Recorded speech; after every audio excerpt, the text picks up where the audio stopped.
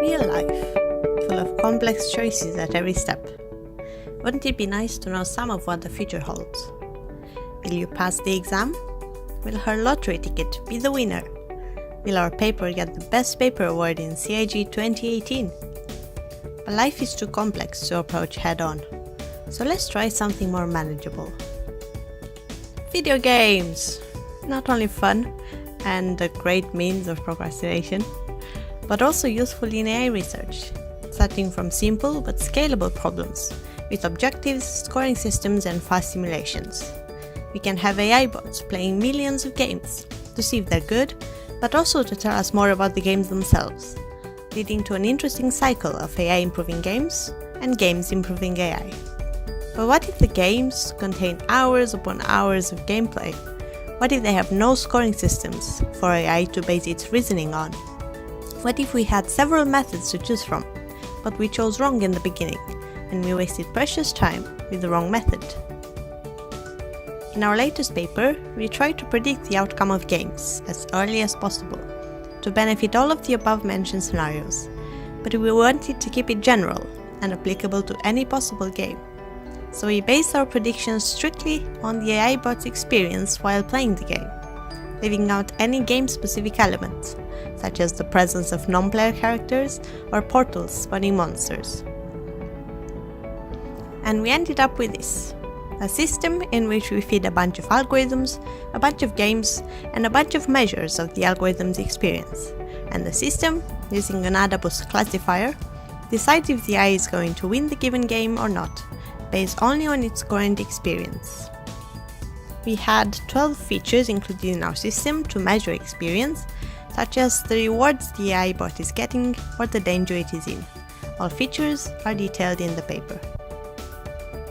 We used 100 games from the IGGI framework, 2D real-time arcade games, varying from puzzles to adventures to shooters. Each game has 5 levels, 1500 game ticks on average, and we played each method 20 times on each level of each game. We had 14 statistical forward planning methods from 3 base methods, which are rolling horizon evolutionary algorithms, random search, and Monte Carlo tree search. And we ended up with 4 predictive models: a simple rule-based predictor, which is simply checking score improvement, and 3 models using our 12 measures of experience from 3 different parts of the game: the early phase, the middle phase, and the late game phase. We tested our models on 20 IGGI games.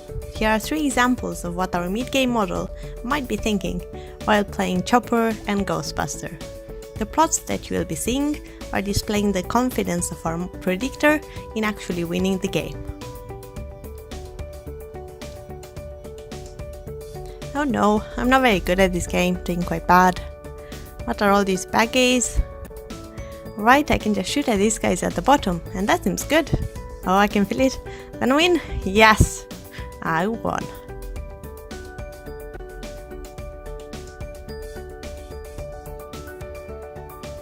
Oh, I'm feeling better about this game. Ghosts I can deal with. Shooting my gun here. Wait. Where's the ghost gone? Ghost? Hello? Oh no, I lost?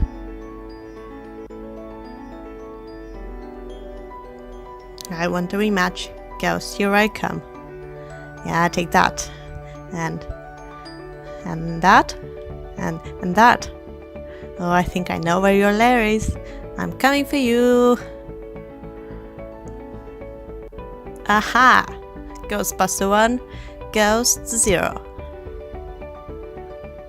To summarize our results, the mid-game model performed the best, managing to obtain high accuracy with enough time to change methods if needed, in order to win more games, and maybe eventually win at the game of life. Do check out the paper for more details. Thank you for watching.